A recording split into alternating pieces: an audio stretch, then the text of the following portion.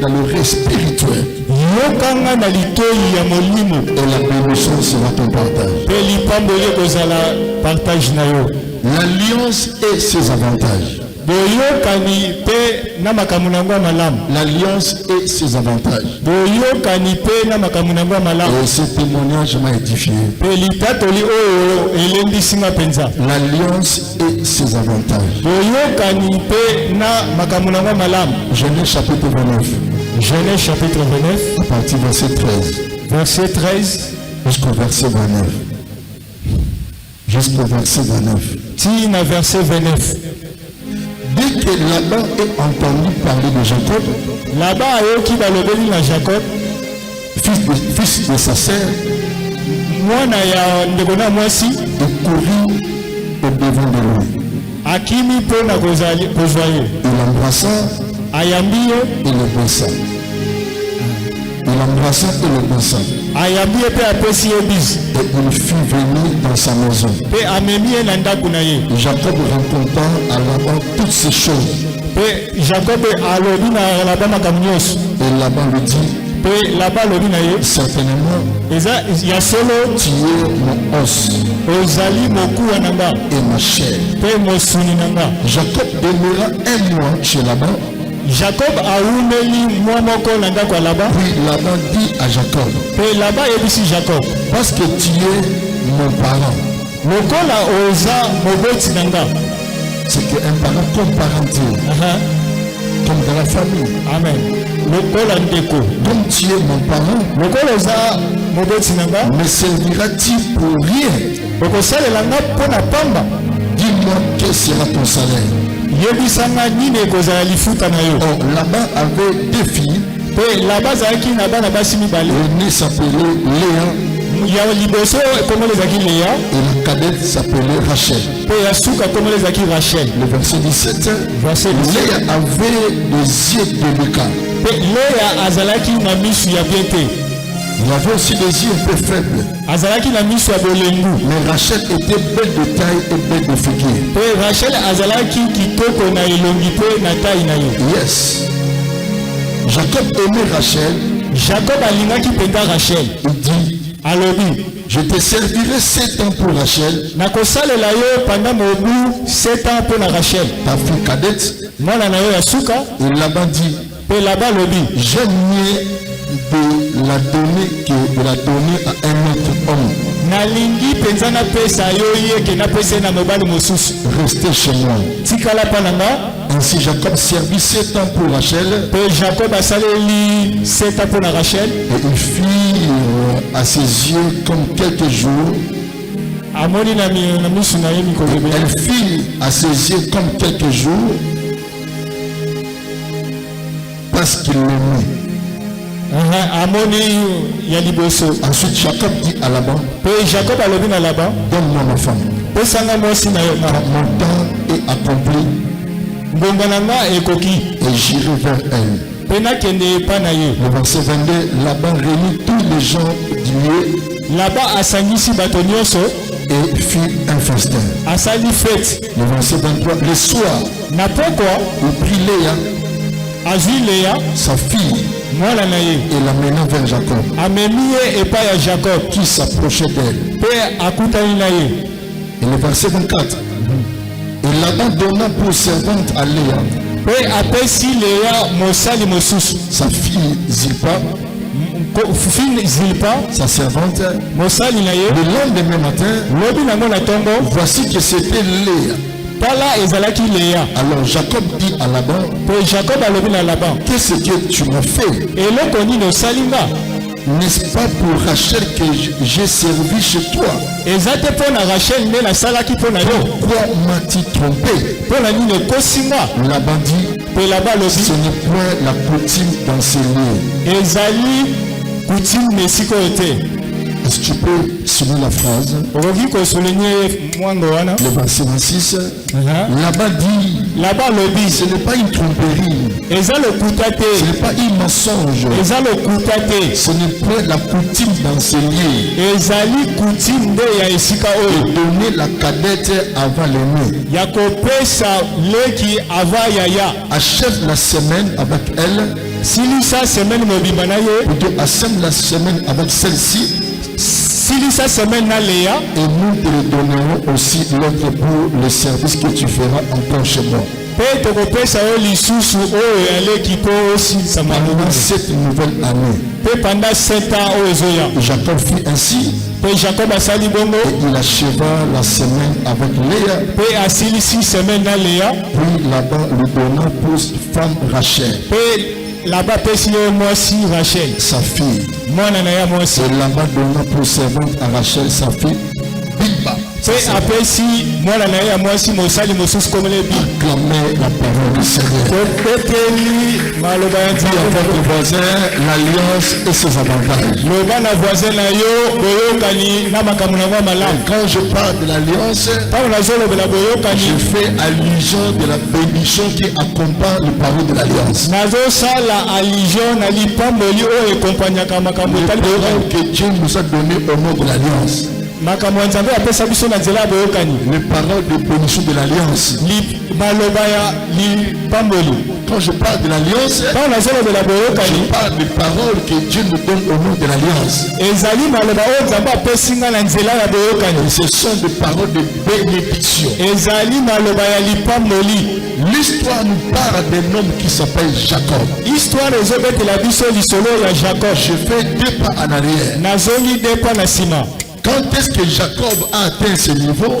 na moma nini jacob akomaki na esika wana C'était le jour où son père voulait quitter la terre des hommes. ezali mokolo oyo tata na ye alingaki atika mabele ya bato bomoi Isaac, l'âge était avancé, izaki age na ye ekendaki il était devenu vieux akomaki mokolo et ses yeux étaient affaiblis. mpe misu na ye elembaki Automatiquement, na mbala moko il a fait appel à son fils aîné qui s'appelle Esaü. abengi mwana na ye ya mobali ya liboso komela ezau Allez chercher du gibier pour moi kende koluka nyama mpo na nga et prépare pour moi olambela nga afin que mon nom puisse te bénir. mpo napambola yo na nsima Amen. amen Pendant que son frère Esaü est allé chercher le gibier, na moma oyo ezau akendaki koluka nyama Rebecca, la maman de Jacob, dit à son fils Jacob, rebeka mama ya jacob alobisi mwana ne jacob ton père veut quitter la terre des hommes. tata na ye alingi atika mokili ya Il bato voulait donner la bénédiction à ton grand frère qui s'appelle Esaü. alingi apesa lipamboli na yo na ndeko na mobali oyo babengi ezau Mais moi, Dieu m'avait dit, me ngai nzambe ayebisaki nga c'est toi qui vas recevoir cette bénédiction.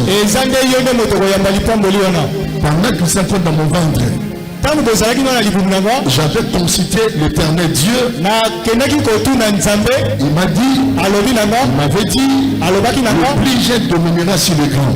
ya mokiende akodomine na oyo ya mokolo Et Jacob dit à sa maman, mpe jacob ayebisi mama na ye pour moi, quand je présente mon père, quand je présentais devant mon père, ntango nakokende liboso tata na nga il va me bénir. akopambola nga Cette bénédiction, me lipamboli wana ce n'est pas une bénédiction, ekozala lipamboli ce sera te plutôt une malédiction. ekozala bilakeli mabe Non. te Et sa maman dit, va, rebeka alobi kende va, kende va. kende J'accepte nandimi que cette malédiction ke bilakeli mabe wana tombe sur ma vie. ekweya na bomoi na nga Ce qui est important, oyo eza motuya écoutez oyoka et obéir. mpe otosa Jacob avait résisté.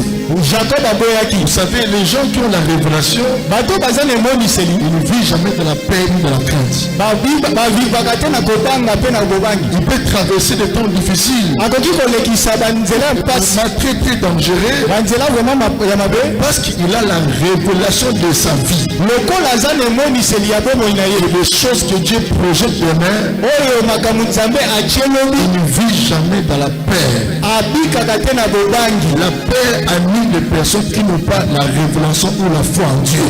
bobangi ezwaka bato oyo bazalaka na emoniseli te mpe na foi na nzambe Je te suis dessus. nazalaki kozela amen mpe naza La desu paix touche là où il n'y a pas la foi en Dieu.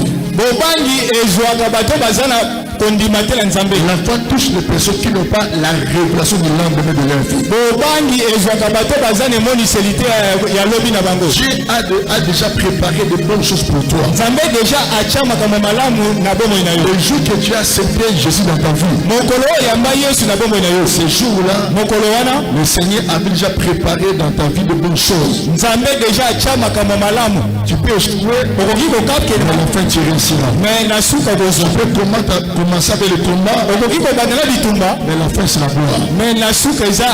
Pourquoi Jacob avait hésité? Parce que Jacob n'avait pas la révélation de sa vie. Mais sa maman avait la révélation. Le petit dominera sur le grand. Et Jacob a fini à obéir. Il a créé des trucs, il a des habits de peau. Et son père l'a béni. Il a béni. Quand son frère Esaü revient, son père était étonné de voir comment Esaü demandait aussi la bénédiction. Et le père a dit, j'ai compris que ton frère est venu par ruse. Il réclamait la bénédiction. Moi je sentais la voix qui sortait, c'était la voix de Jacob. Et quand j'ai touché la chair, j'ai compris que la peau de mon fils Esaü. Et j'ai béni déjà. Je l'ai béni. Il reste béni. Et Esaü a dit, Père, bénis-moi aussi. Bénis-moi aussi. Et Esaü avait compris c'est quoi la bénédiction. C'est pourquoi il réclamait la bénédiction. Il comprit que la bénédiction elle est très très importante dans la vie de l'homme. Parce que le Dieu d'Abraham c'est lui-même qui a commencé à bénir Adam et Ève. Mais Dieu avait compris que j'ai créé l'homme. Pour que l'homme vive sur la terre de Dieu, il a besoin de se souffler. Il a besoin de respirer. Il a aussi besoin de la bénédiction. Ce n'est pas Adam à demander la bénédiction. Lui, sa femme Ève. Plutôt c'est Dieu lui-même qui avait béni. C'est pourquoi un conseil gratuit. Tant que les enfants de Dieu, nous avons le devoir, l'obligation chaque jour de demander à Dieu de nous bénir. Il faut demander la bénédiction. La bénédiction fera ta force sur la terre des hommes. L'Esprit de Dieu te protégera devant le combat. Il te donnera la vie éternelle. Mais l'argent te permettra de construire. Le mariage te permettra de vivre sur la terre. Et te donnera les enfants de ton mari. Pourquoi Esaü avait réclamé? Il réclamait la bénédiction en pleurant. Il dit Père, bénis-moi aussi. Bénis-moi aussi. Et Isaac a dit j'ai déjà béni ton frère. Et il était choqué encore. Je l'ai établi ton maître. Tes descendants servira Jacob. Il est petit devant toi. La bénédiction que je lui ai donnée, il permettra qu'il puisse dominer sur toi. Je l'ai béni et il reste béni. Quand on bénit, tu n'as plus le pouvoir de retirer la bénédiction. Comment beaucoup de sorciers connaissent ces choses. Lorsqu'ils m'ont dit, il n'a plus le pouvoir de bénir. Parce qu'il a maudit. Il y a des fois je suis étonné. De voir des gens font des réunions familiales. Oh, pousser papa parler. Pousser maman parler. Mais un sorcier quand il bénit, il n'a plus le pouvoir de retirer la bénédiction. Cherchez un autre homme fort qui a le pouvoir d'annuler cette malédiction et de proclamer la bénédiction. C'est pourquoi lorsque tu es un daddy, tu es un homme de Dieu qui te bénit, il faut être à l'aise et content. Il faut uzala na esengo. Parce que moi je suis là pour te bénir. Pour prononcer des bonnes paroles dans ta vie.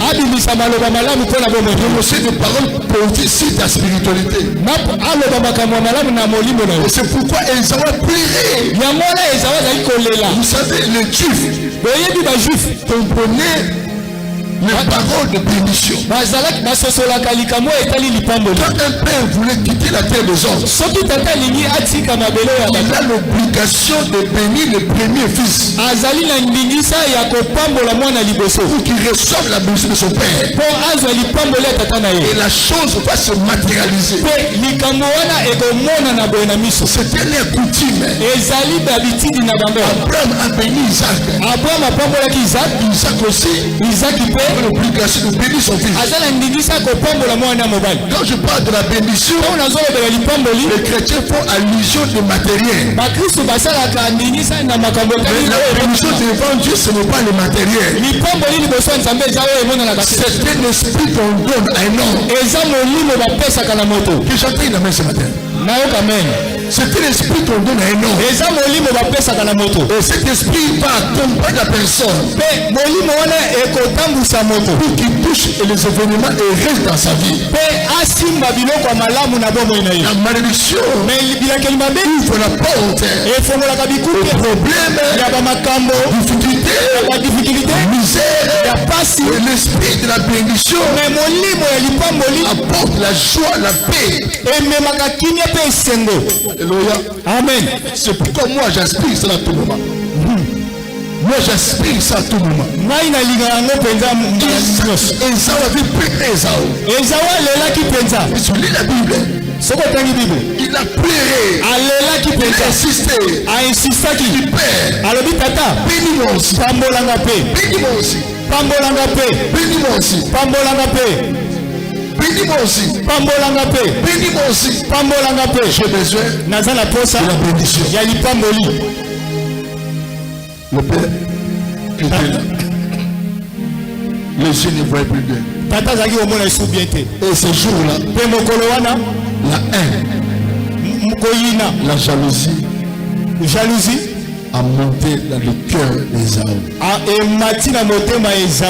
Quand Dieu commence à te bénir, à te visiter, je te conseillerais d'augmenter encore la vie de prière. Parce que la bénédiction crée la jalousie. Aujourd'hui tu es en paix.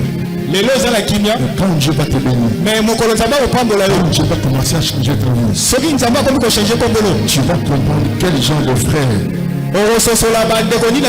quel genre de sœur dans l'église, dans votre famille. Aujourd'hui, personne ne regarde. Quand Dieu va commencer à te bénir, tu vas comprendre que la bénédiction attire aussi le combat.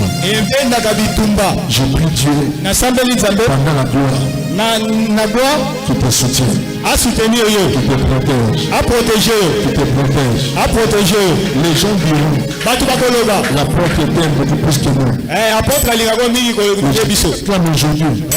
Les gens qui t'acclament aujourd'hui, ils vont faire des complots contre toi. La haine va monter.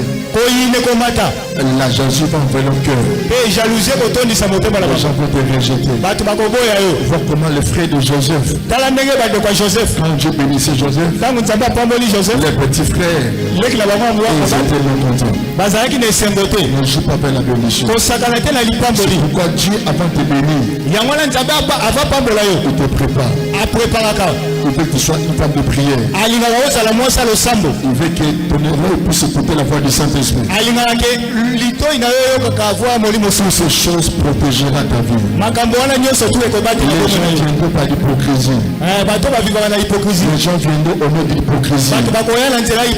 Tu verras leurs dents en train de sourire. Mais leur cœur sera mécontent.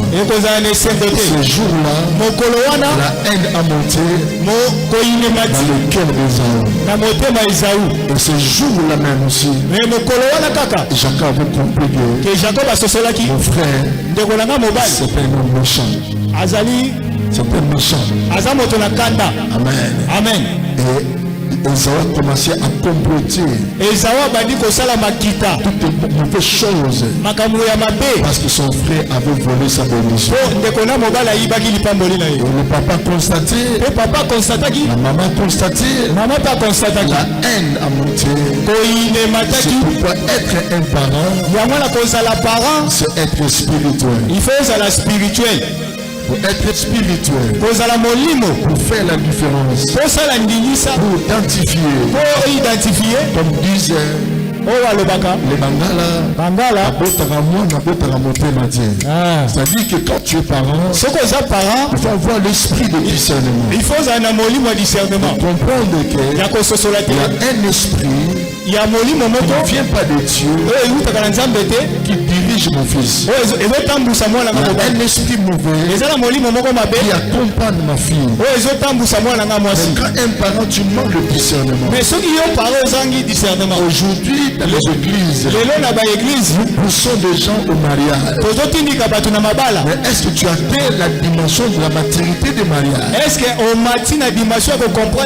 le mariage? Un parent doit avoir l'esprit de discernement. Ce sont des parents qui protègent les enfants. Vois comment l'esprit de Caïn était contre Abel. Ça n'a pas commencé le jour où on a bâti l'autel. La haine ou le problème n'a pas commencé le jour où Caïn avait bâti l'autel. La haine a commencé dès le commencement. Vous savez, la vie de l'homme, elle est construite par des semences. Que je parle. Dès que tu es là, tu es né avec une semence.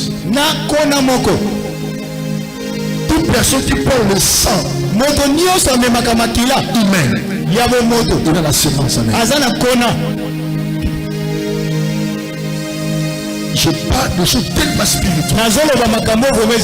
Je veux votre attention. Ouvrez les oreilles. Je répète.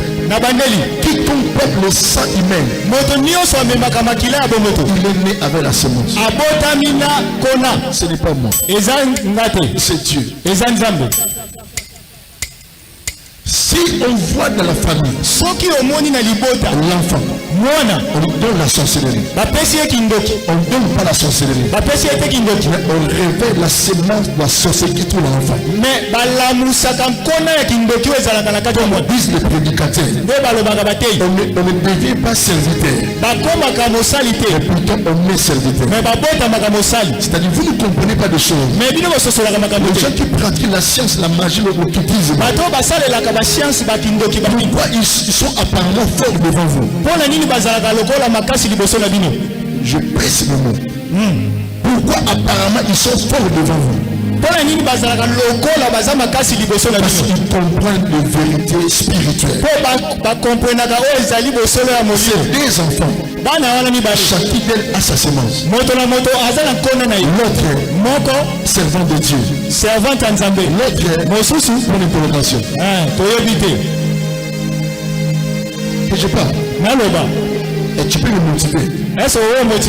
Par ton amen et alléluia. Alléluia. La haine n'a pas commencé le même jour.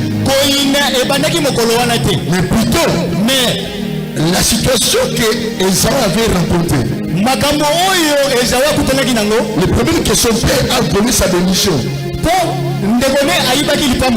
a réveillé la haine. Que je parle. Je ne sens pas. Je ne sens pas. Et je répète. Les situations, le temps que nous traversons, les problèmes que nous rencontrons dans nos vies, dans nos sociétés, relève réveille la semence qui sont cachée. Je vais t'expliquer. Je vis des gens, son voisin, son ami, lui a escroqué. Et après il dit, Après lobby. Mon frère, je te pardonne. Et ça peut se faire. Est-ce que vous salem? Je répète. Ça peut se faire. Est-ce que vous salem? Tu prêtes $500. Prêtez-moi $500 à ton ami. Proche de toi. Amen. Amen. Et il va rembourser après 2 mois. Rembourser après 2 mois. Il revient après 2 mois. Après 2 mois. Il dit mon frère. Je n'ai pas l'argent. À te rembourser. Après une année, 2 ans. Si tu as la sémence de la colère, tu vas fâcher. Mais si en toi, la sémence de l'amour et du pardon, tu diras, c'est rien mon frère. Ils sont des amis. L'avenir nous cache beaucoup de choses. Moi, dans ma vie, Amen. Pourquoi? À moi, je n'ai pas la sémence de mon Dieu. La haine n'a pas commencé le même jour. La réaction de son frère, parce qu'il a volé sa bénédiction, a fait réveiller la haine, le colère qui animait son frère Esaü. Est-ce que quelqu'un me comprend? Est-ce que quelqu'un me comprend? Les événements, les problèmes que nous rencontrons dans la vie, d'autres sont devenus de Tchèl au nom de la circonstance. Amen. Amen. Alléluia. Amen. Mais la circonstance a révélé la sémence qui en est. Mais circonstance est la musique qu'on a aux Akikatina. Mais pourquoi Banabasi 4? Bango 3 Baosa Kindumbati. Bango 3 Baola la Mabele. Bango 3 Bazangi Mbongo. Bango 3 Eloka Bango Ezate. Mais pourquoi Moko Andina Sa Kindumba? Et c'est autre chose tout le monde a tombé. Amen. Talanga. C'est moi qui talanga. Je parle de choses que je n'ai pas préparé. Nazolo Bamakamo n'a préparé quitter. Nabaneli. Dans un 3 pasteurs. Amen. Amen. Nanazo galéré. Ils sont galérés. Ils sont galérés. Amen. Amen. Nous mourons ensemble. Nous vivons ensemble. Nous sommes humiliés. Nous sommes tous humiliés. Au nom de notre circonstance. Mais pourquoi toi tu prends la résolution d'aller toucher la magie? Amen. Mais c'est pas Dieu la sémence là. Moi j'ai pas cette sémence. Moi je suis très difficile de ma vie. Le temps difficile de ma vie. Mais au moment où nous parlons, nous avons des serviteurs de Dieu qui servent le Dieu de maman. Vous. Hier j'ai parlé avec frère Salomon. Lui il est en Afrique du Sud. Il était mon adjoint. Il m'a dit, pasteur,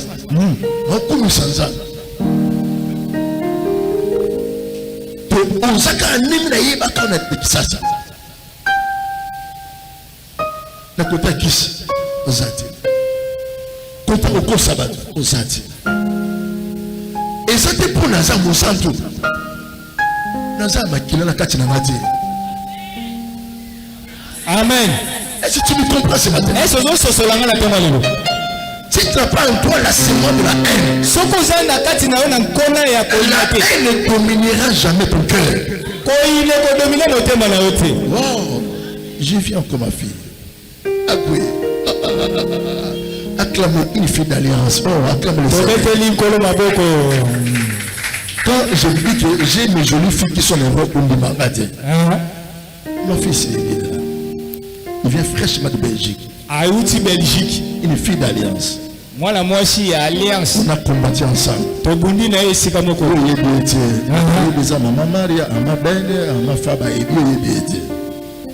Amen. Amen. Que Dieu te bénisse. Nzamba pambola yo.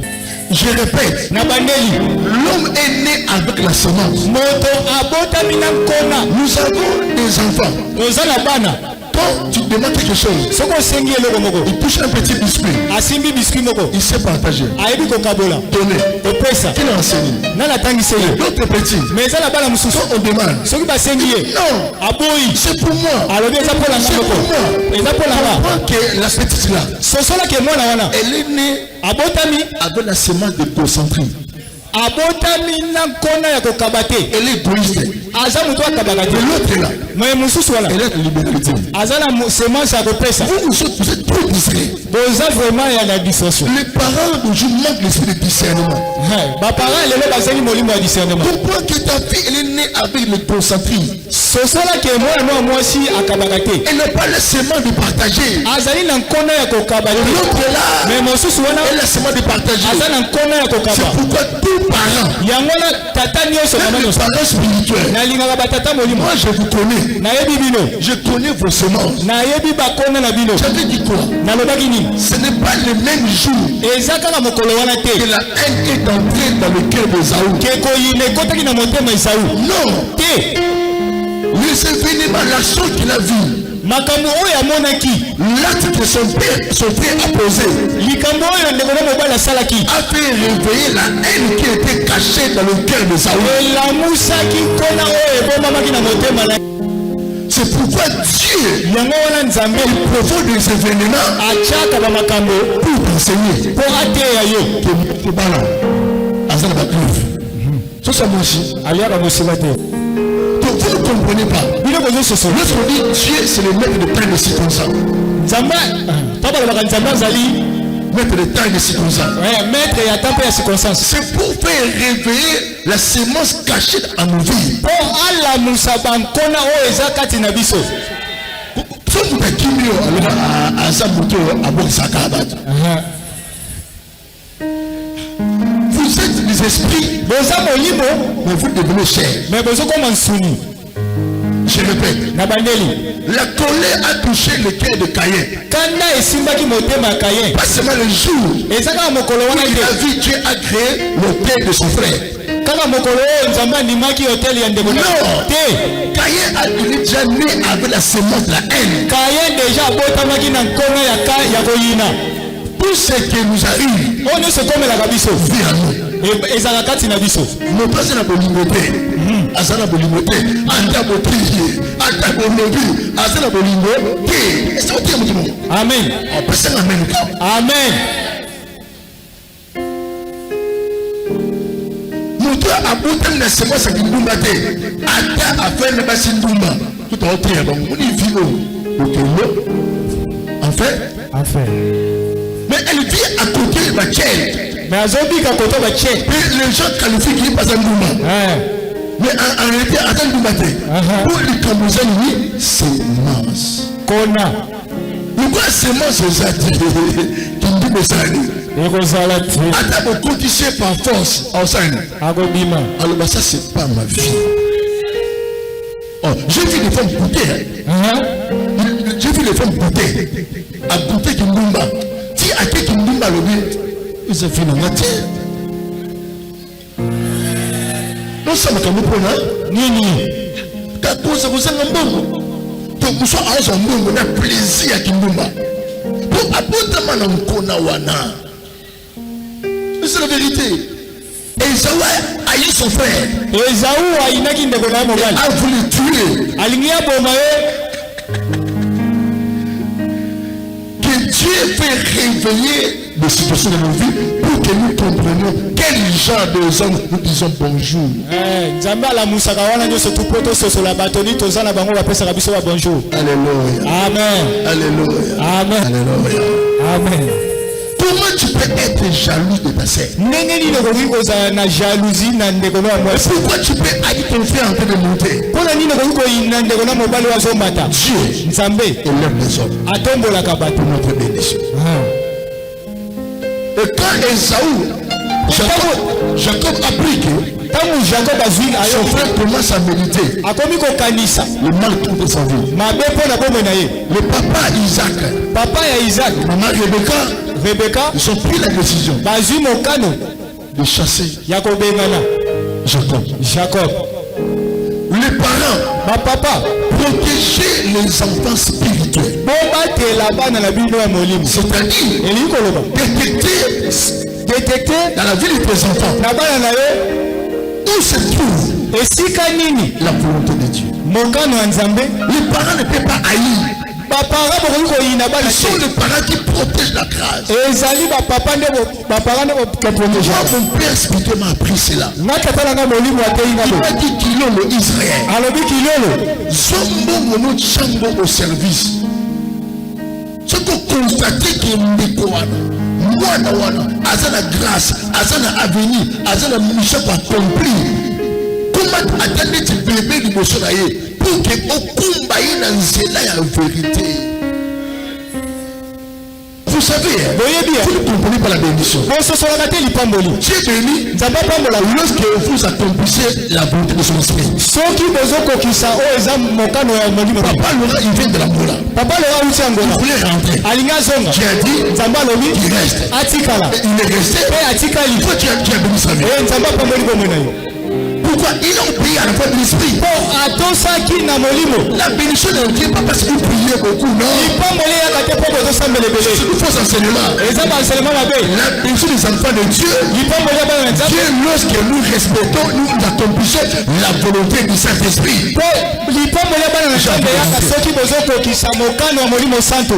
Moi, Dieu me bénit parce que j'obéis et j'exécute la volonté de mon Père. Les gens me tournent de ma vie. Moi, je vis. Voici, moi, je suis bien habillé. Le Père d'Alliance. Les gens me tournent. Les gens font comme si je suis de la magie. La magie que moi je sais, c'est la soumission à la volonté de l'esprit. Quand on a travaillé pour la réussite de Maman Sylvie, quand elle est partie avec moi. Non. Elle part. Moi je fais ma part. Dieu l'a béni. Et moi je suis en retour. Dieu m'a béni. C'est ça l'œuvre de Dieu. Vous ratez beaucoup de choses. Vous ne voulez pas se soumettre à la volonté du Saint-Esprit. Donnez-moi mais que je parle. Vous ne voulez pas obéir à la volonté de l'esprit. Nous sommes à Ndumba. Azandumba. Tout le monde est qui est. Et c'est que Ndumba, c'est que moi je fais. Je paye le travail de mon Père. En réalité, il faut bénir. Quand maman s'y va dans le bureau, appelle moi 400 €, quand tu la poche, tu m'appelles ça. On peut se regarder. Tant que vous me cassez, vous allez.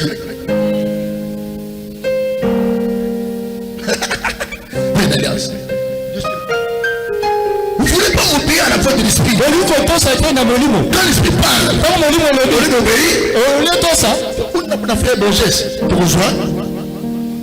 Et directement, Isaac a pris la résolution d'envoyer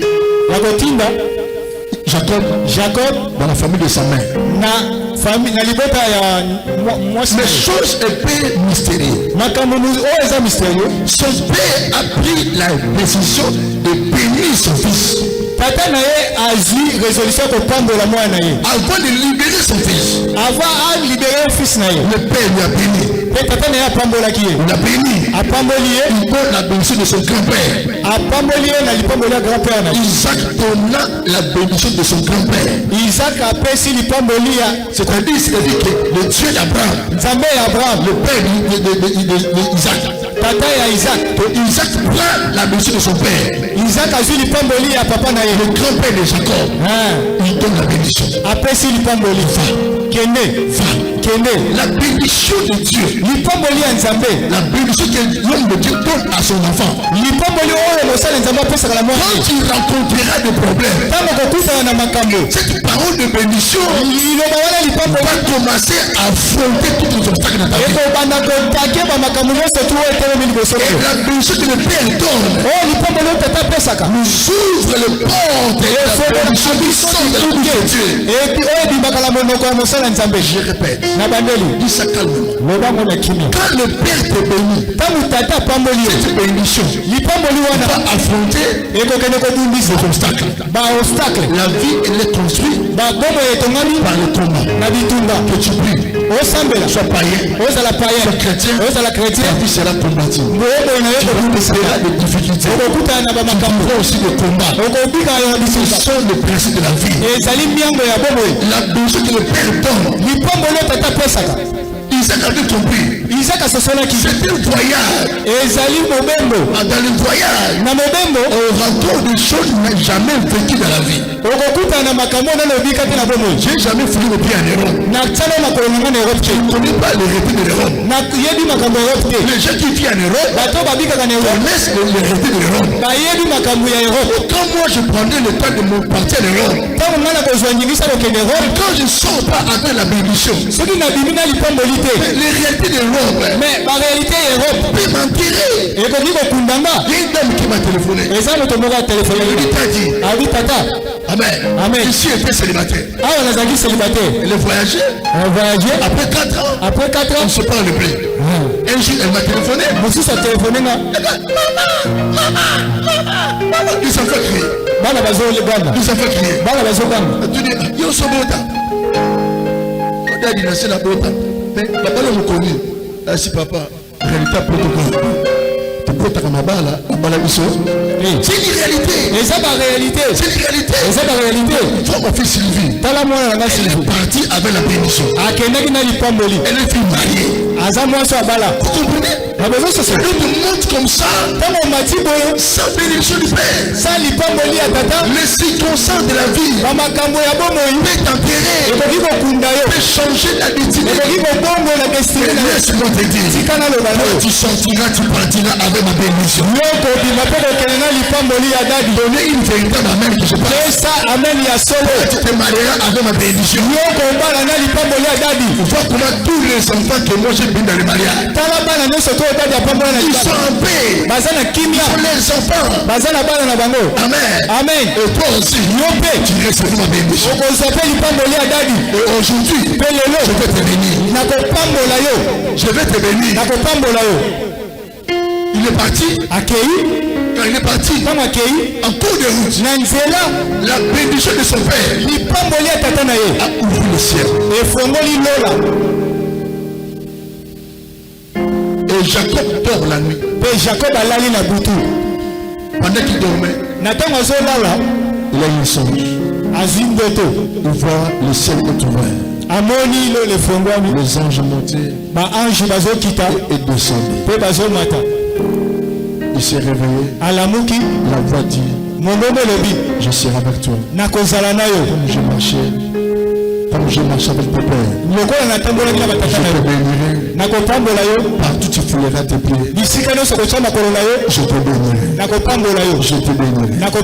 Dis à votre voisin, tu as besoin de la bénédiction de ton père. Dis à votre voisin. Que ce soit ton père biologique.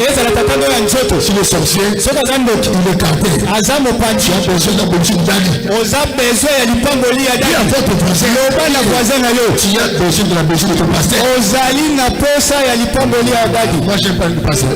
J'ai besoin de ton daddy.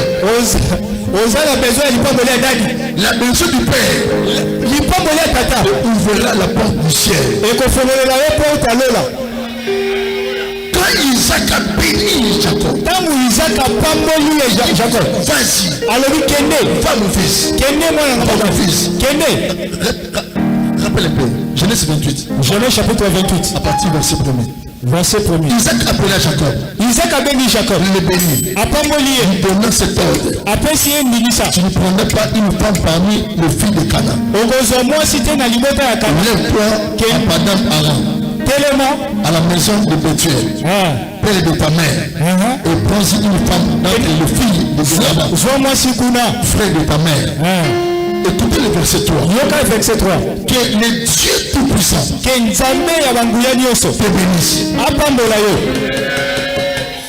le Dieu Tout-Puissant te bénisse.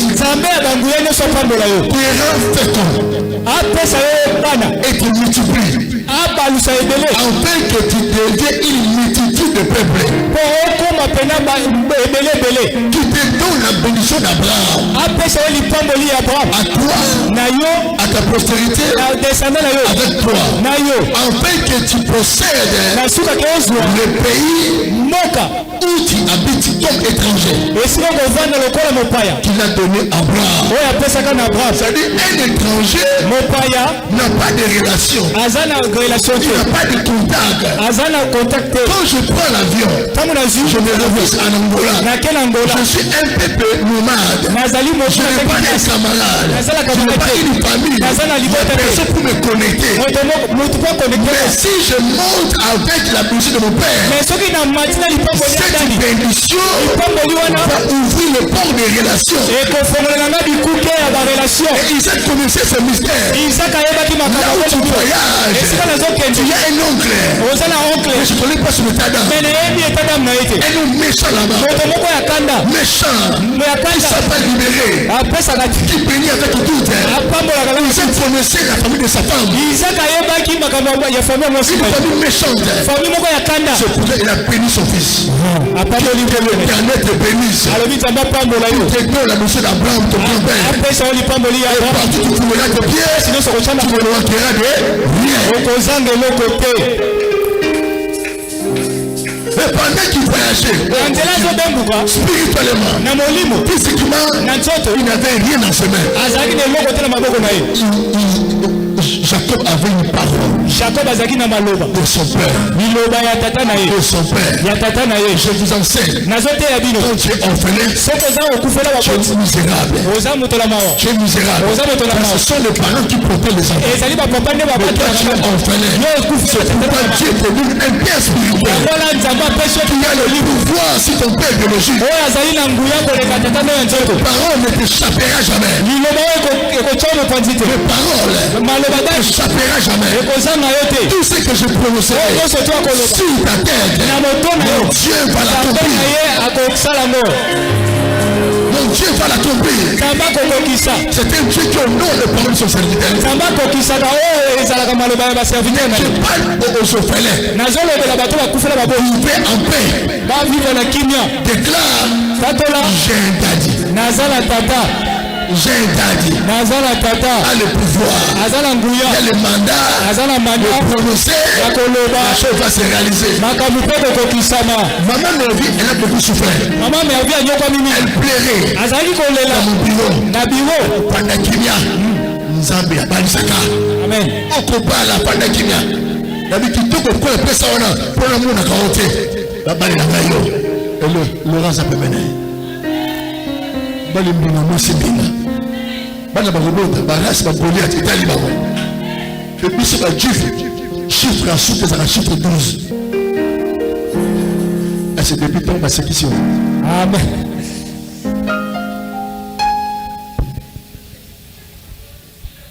Il est parti avec la mission de son père. Et pendant qu'il voyageait, il a rencontré Dieu. Dieu travaille à complicité avec ses serviteurs. Parce que moi je te bénis. Parce que moi je te bénis. Parce que moi je te bénis. Attends-toi que Dieu un jour ouvrira le ciel.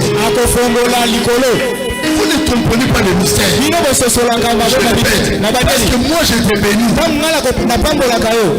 Amen. Dieu, peu importe le temps, les circonstances, il finira toujours à te bénir. On peut jamais la malamité. Après ça, mais par rapport à la compréhension. Amen. Là, on a chimuka. Parce que n'a pas la caillou à tout moment. Nzambo kumi saka butu na moyo. Suka akopambo la yo. Amen. Ato tika le chèque à bateau.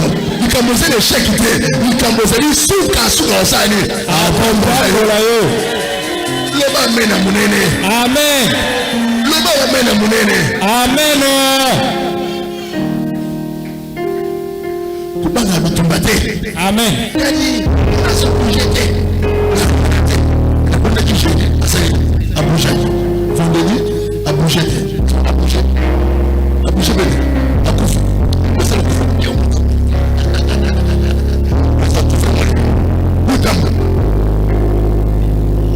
Father, au nom de Jésus, reçois la vie. Bébé Israël, reçois la vie. On peut changer ton nom. Sur la semence, reçois ton nom. Soit c'est mon bail, bébé Israël. Reçois la vie. Reçois la vie. Reçois la vie. Reçois la vie. Que je parle. Amen. Amen. La bénédiction du Père ouvre le ciel. Et Dieu a rencontré Jacob. Il a vu les anges. Dieu le Père lui a béni. Il continue son voyage. Il a construit l'hôtel. Je vous dis à tout moment, sortez dans des prophéties là bizarres. Je prononce une parole de bénédiction. En retour, bâtir l'hôtel.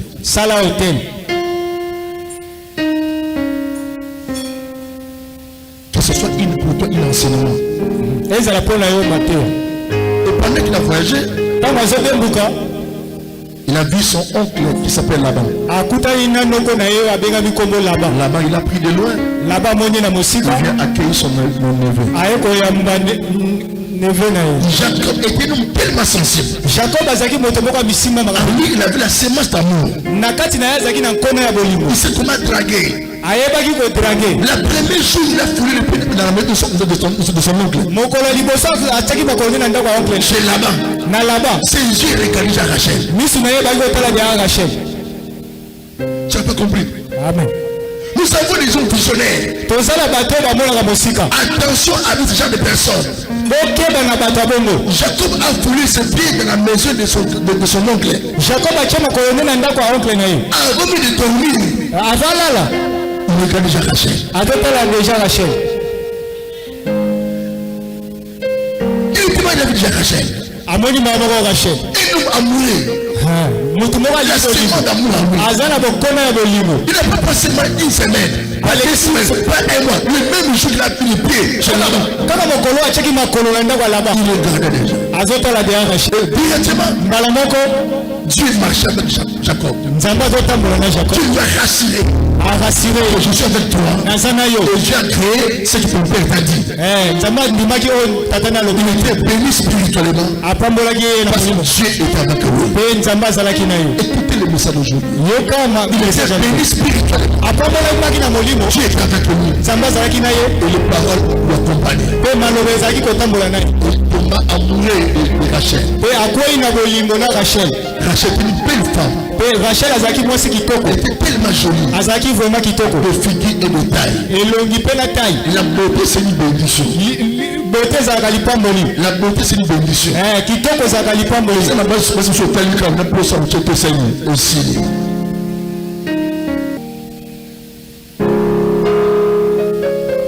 Et il est venu son maître. Son oncle propose. Tu peux travailler ici. Et quel salaire tu donnes? Parce que tu es ma parenté. Écoutez Jacob. Dieu est avec lui. L'alliance est avec lui. Le Père a béni son fils. Dieu l'a béni aussi. Écoutez le message d'aujourd'hui. Il dit, je vais travailler 7 ans. C'était pas le choix, la décision de Laban. C'était sa volonté. ezalaki mokano ya Jacob Pendant 7 ans. nakosala pendant 7 ans Et tout si je veux gagner, nakoganye je vais pousser ma femme Rachel. nakobala mwasi nanga Rachel Et directement, na mbala moko là-bas accepté. andimi Il a commencé le travail. abandi mosala Dieu est avec lui. nzambe aza na ye Dieu a béni nzambe apamboli la maison de Laban. ndako ya Laban Dieu a béni ses affaires. nzambe apamboli babisa Laban Dieu était avec Jacob. mpo nzambe azalaki na Jacob L'alliance était avec mpe lui. boyokani ezalaki na Jacob Alléluia. amen Il travaillait. azalaki kosala azalaki Dieu kosala a béni. mpe nzambe Et apamboli dans 7 ans, mpe na 7 ans à l'époque, na kala on vendait les femmes. babaki koteka Il basi a pris l'argent, azwi mbongo il demande sa femme. asengi mwasi na ye Et directement, na mbala moko son père lui dit, papa no oncle na alobi on va fêter. tokofete On a fait une célébration. basali célébration Les gens mangeaient, bato balie les gens buvaient. bato bameli La nuit, na butu le père tata a pris sa fille azwi mwana na ye avec sa basi servante. na servante na ye Elle amène, amemi ye elle était ivre. pendant ke azalaki ya kolangwa Il dormait sous l'onction. azalaki kolala parfois na suoso Qui ne connaissait absolument rien. ake kopesa na mobali na ye Et directement, na mbala moko Laban prit Léa, laba azwi leya la grande sœur de Rachel. grande sœur ya Rachel Il déposa, ake kotia ils ont dormi ensemble. balali na Jacob Jacob a fait ce qu'il voulait faire. Jacob asali oyo esengaki asala Sous l'onction de l'alcool et de vin. sur onction ya alcool na vin Et le matin s'est réveillé, me na ntongo alamuki il constate, akonstate ke c'était pas Rachel, ezalaki Rachel te mais c'était Léa. ezalaki leya Mais qu'est-ce qui arrive? oyo nini ezokoma Qu'est-ce qui arrive? nini Il ezokoma se lève, alamuki il part chercher son oncle. ake koluka moko na ye Mais pourquoi tu as dit comme ça? mpo na nini osali Pourquoi tu m'as menti? mpo na nini okosinga Le père a dit non, non, non. oncle alobi C'est pas une mensonge. te eza lokuta te C'est une vérité. eza bosolo C'est la coutume. ezali coutume C'est la coutume. eza coutume Et la coutume mpe coutume nous impose la loi. etiaka mibeko La cadette ne peut pas se marier avant sa crame.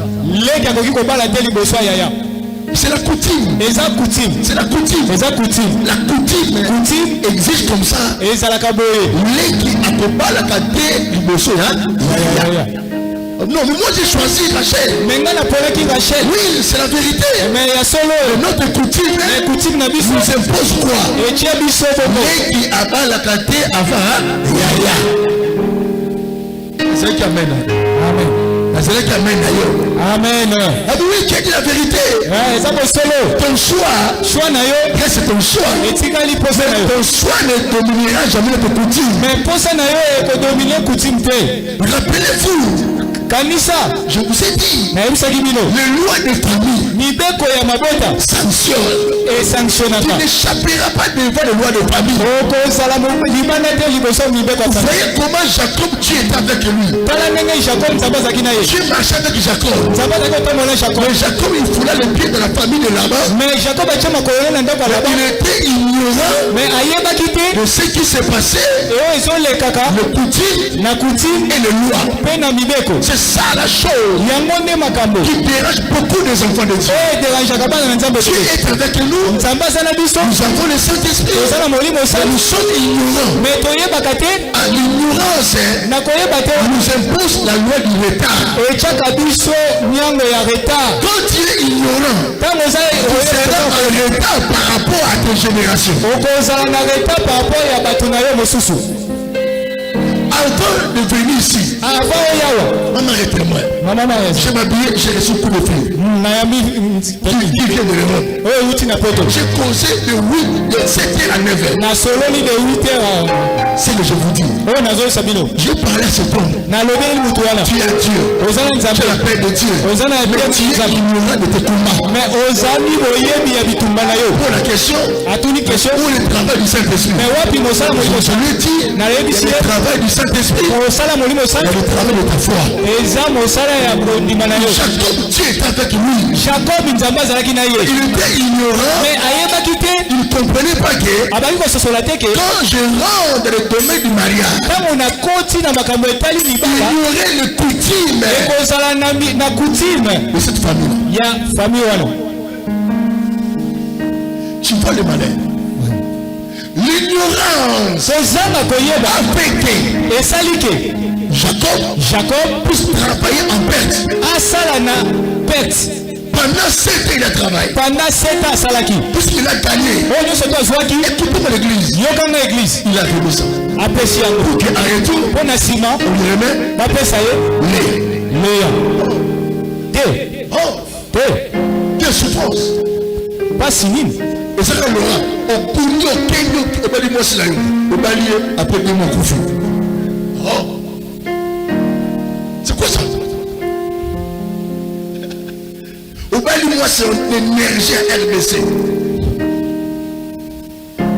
La question, c'est la question du frère Yannick. Pema.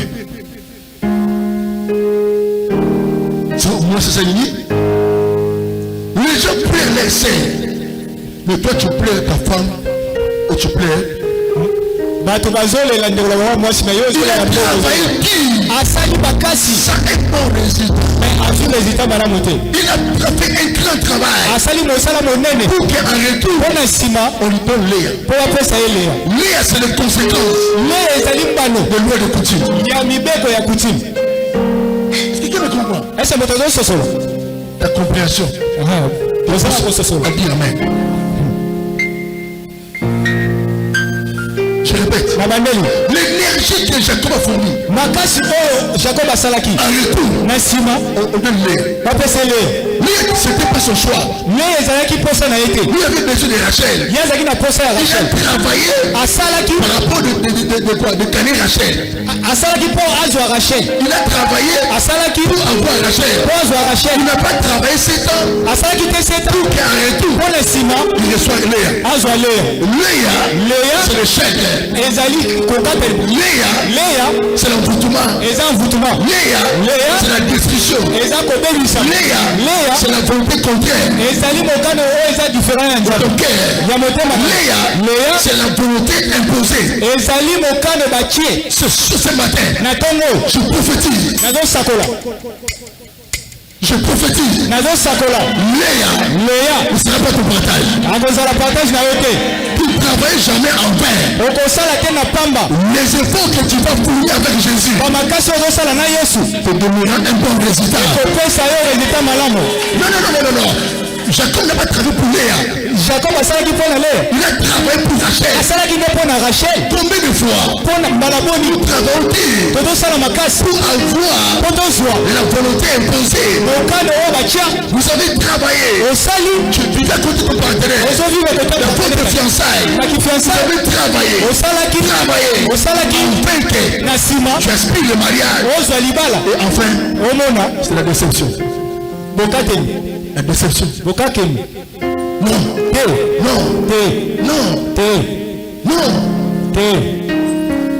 Pourquoi la loi a imposé?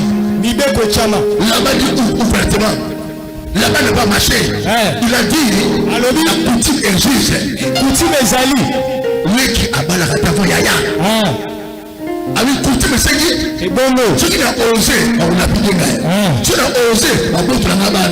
Tu peux sinon Léa. Na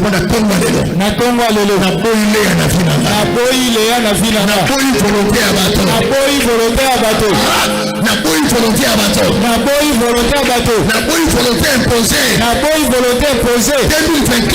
2024 vivre volonté ensemble. Amen.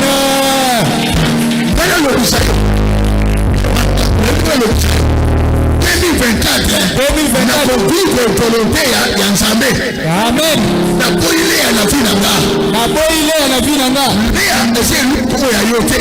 Amen. On va imposer yo. On va pas aller à Soukara. J'avais parlé le vendredi. On peut vivre Léa té. Amen. Nengo bani ba démarche après on peut sortir ça.